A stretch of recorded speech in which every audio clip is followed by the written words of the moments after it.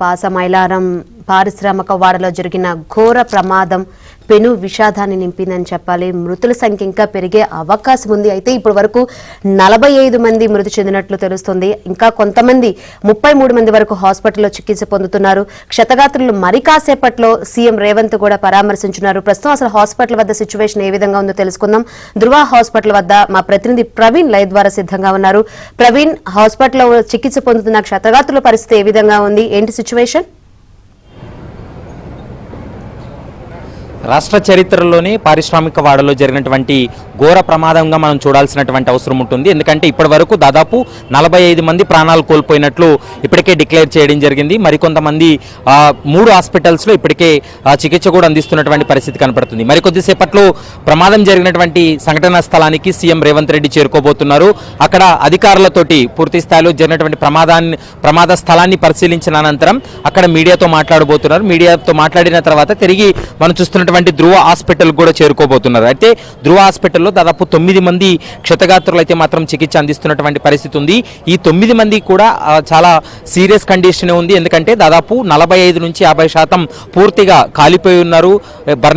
Burning percentage 50% కంటే పైనే ఉందనేటువంటి అంశాన్ని ప్రస్తుతం వైద్యులు కూడా చెప్తున్నటువంటి మాట కనపడుతుంది. కాబట్టి వీరందరినీ కూడా మనం చూస్తున్నటువంటి ధృవ హాస్పిటల్లోనే ఐసీయూలో చికిత్స అందిస్తున్నటువంటి పరిస్థితి కనపడుతుంది. మరి కాసేపట్లోనే సీఎం రేవంత్ రెడ్డి ఘటనా స్థలానికి చేరుకొని పరిశీలించిన తర్వాత ధృవ హాస్పిటల్కి వచ్చి కుటుంబ సభ్యులు ఎవరైతే క్షతగాత్రుల కుటుంబ సభ్యులు ఉన్నారో వాళ్ళను కూడా పరామర్శించబోతున్నారు. మరోవైపు హెల్త్ సెక్రటరీ కూడా కొద్ది నిమిషాల క్రితమే ధృవ హాస్పిటల్ కూడా చేరుకున్నటువంటి పరిస్థితి కూడా కనపడుతుంది. ఇప్పటి వరకు మనకున్నటువంటి సమాచారం ప్రకారం 45 మంది ప్రాణాలు కోల్పోయారనేటువంటి సమాచారం అందుతుంది. 3 హాస్పిటల్లో 33 మందికి పైగా ఇప్పటికే క్షతగాత్రుల యొక్క వైద్య చికిత్స కూడా అందిస్తూ ఉన్నారు. అయితే ప్రస్తుతం ఈ కేసుకు సంబంధించి కూడా అన్ని కోణాల్లో దర్యాప్తు కొనసాగుతుంది. చనిపోయిన వారిలో ఎక్కువ మంది తమిళనాడు, బీహార్, జార్ఖండ్కి చెందినటువంటి వారుగా ఉన్నట్లు ఇప్పటికే గుర్తించినటువంటి పరిస్థితి కనపడుతుంది. ఈ ప్రమాదం ఏ విధంగా జరిగింది, ప్రమాదానికి ప్రధానమైనటువంటి కారణం ఏంటనేది పూర్తి స్థాయిలో దర్యాప్తులో వెల్లడి కావాల్సినటువంటి అంశాలు. ఇండస్ట్రీలో పేలినటువంటి పేలుడు సమయంలో దాదాపు 800 డిగ్రీల ఉష్ణోగ్రతతో ఉన్నట్లు ఒక అంచనా కూడా రావడం జరిగింది. ఇప్పటికే ఫోరెన్సిక్ నిపుణులు కావచ్చు, మరోవైపు వైద్యులు, ఇటు దర్యాప్తు సంస్థలు కూడా పూర్తి స్థాయిలో ఈ ఘటనకు సంబంధించి ఇన్వెస్టిగేషన్ కొనసాగిస్తున్నారు. ఈ అంశానికి సంబంధించి ఇప్పటి వరకు దర్యాప్తులో కీలకమైనటువంటి అంశాలు కూడా బయటపడినటువంటి పరిస్థితి కనపడుతుంది. 800 డిగ్రీల ఉష్ణోగ్రత ఉన్నటువంటి సమయంలో ఈ పేలుడు సంభవించింది. ఈ పేలుడు సంభవించినటువంటి సమయంలో లోపల పనిచేస్తున్నటువంటి కార్మికులు పూర్తిగా వాళ్ళు అంటే కాలిపోయినటువంటి పరిస్థితి కూడా కనపడుతుంది. కనీసం వాళ్ళ యొక్క వారి డిఎన్ఏ పరీక్ష అయితే తప్ప వాళ్ళు ఎవరనేది గుర్తుపట్టనటువంటి పరిస్థితి ఉంది. మరికొంతమంది ఇంకా ఆచూకీ లభించట్లేదు. ఇప్పటికే ఎన్డీఆర్ఎఫ్ కావచ్చు, ఎస్డీఆర్ఎఫ్ తో పాటు దాదాపు 2 జిల్లాలకు సంబంధించినటువంటి రంగారెడ్డి, హైదరాబాద్కు సంబంధించినటువంటి 11 అగ్నిమాపక శాఖకు సంబంధించినటువంటి 11 బృందాలు ఈ రెస్క్యూ ఆపరేషన్ లో కూడా వాళ్ళు పాల్గొన్నటువంటి పరిస్థితి కనపడుతుంది. ఇంకా శిథిలాల కింద ఇంకా డెడ్ బాడీస్ ఏవైనా ఉన్నాయా అన్న దానిపైన పూర్తి స్థాయిలో ఎంక్వైరీ కూడా చేస్తూ ఉన్నారు. మరోవైపు ఆపరేషన్ కూడా కొనసాగుతున్నటువంటి పరిస్థితి ఉంది. మరోవైపు ఈ సంఘటన జరిగిన తర్వాత రాష్ట్ర ప్రభుత్వం ఒక కీలకమైనటువంటి నిర్ణయం తీసుకోవడం జరిగింది. దీనికోసం ఒక ప్రత్యేకమైనటువంటి కమిటీని వేసింది. ఇందులో అడిషనల్ డీజీ ఫైర్ కావచ్చు, హెల్త్ సెక్రటరీ కావచ్చు, వివిధ విభాగాలకు సంబంధించినటువంటి అధికారులను ఒక కమిటీ వేసి దీనిపైన పూర్తి స్థాయిలో దర్యాప్తు చేయడంతో పాటు ఇప్పుడు క్షతగాత్రులు ఎవరైతే ఉన్నారో వాళ్ళకి మెరుగైనటువంటి వైద్యం అందించేందుకు చర్యలు తీసుకోవాలంటూ కూడా రాష్ట్ర ప్రభుత్వం ఒక కీలక నిర్ణయం తీసుకుంది. అయితే వారం రోజుల వ్యవధిలోనే పూర్తి స్థాయిలో ఈ ప్రమాదానికి సంబంధించి మొత్తం అనాలిసిస్ చేసిన తర్వాత, దర్యాప్తు పూర్తి చేసిన తర్వాత రాష్ట్ర ప్రభుత్వానికి నివేదిక ఇస్తారు. నివేదిక ఇచ్చిన తర్వాత తదుపరి చర్యలు తీసుకునేటువంటి అవకాశం అయితే కనపడుతుంది.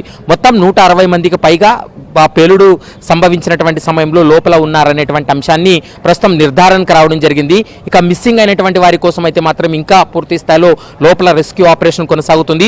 పూర్తి స్థాయిలో మంటలన్నీ కూడా రాత్రికి అదుపులోకి వచ్చినప్పటికీ కూడా లోపలికి వెళ్ళి అసలు డెడ్ బాడీస్ కానీ లేకుంటే లోపల ఏం జరిగిందనేటువంటి అంశానికి సంబంధించి అనాలిసిస్ చేయడానికి కూడా కొంత ఇబ్బందికరమైనటువంటి వాతావరణం ఉంది. ఈరోజు మధ్యాహ్నం కల్లా ఆ ఆపరేషన్ అంతా కూడా పూర్తి చేసేటువంటి అవకాశం అయితే కనపడుతుంది. ఇప్పటికే క్షతగాత్రులు క్షతగాత్రులు ఎవరైతే ఉన్నారో వారికైతే మెరుగైన వైద్యం కోసం ఇప్పటికే 3 ప్రైవేట్ హాస్పిటల్స్లో వైద్య చికిత్స అందిస్తున్నారు. 3 హాస్పిటల్లో కూడా వారందరూ కూడా ఐసీయూలో చికిత్స పొందుతున్నారు. నా వెనుక ఉన్నటువంటి హాస్పిటల్ ధృవ హాస్పిటల్, ఈ ధృవ హాస్పిటల్లోని దాదాపు 9 మంది వాళ్ళు గాయాల పాలవడం జరిగింది. దాదాపు 50%కు పైగానే కాలిపోయినటువంటి పరిస్థితి ఉంది. కాబట్టి వారి పరిస్థితి కూడా చాలా విషమంగా ఉందనేటువంటి అంశాన్ని ప్రస్తుతం వైద్యులు కూడా చెప్తున్నారు. 9 మంది కూడా అపస్మారక స్థితిలో ఉన్నారు. వాళ్ళు కనీసం వాళ్ళకి ట్రీట్మెంట్ కూడా వాళ్ళ బాడీ సహకరించడం లేదు, పూర్తిగా బర్నింగ్ స్టేజ్లో ఉంది. కాబట్టి 24 గంటల పాటు అంటే నిన్నటి నుంచి ఇప్పటి వరకు అబ్జర్వేషన్లో పెట్టడం జరిగింది. మరొక 24 గంటల పాటు అబ్జర్వేషన్లో ఉంచితే తప్ప ఒక అంచనాకు రాలేమనేటువంటి అంశాన్ని వైద్యులు కూడా చెప్తున్నటువంటి మరికొద్ది సేపట్లోనే మీడియాతోటి సంఘటనా స్థలంలో సీఎం రేవంత్ రెడ్డి మాట్లాడబోతున్నారు.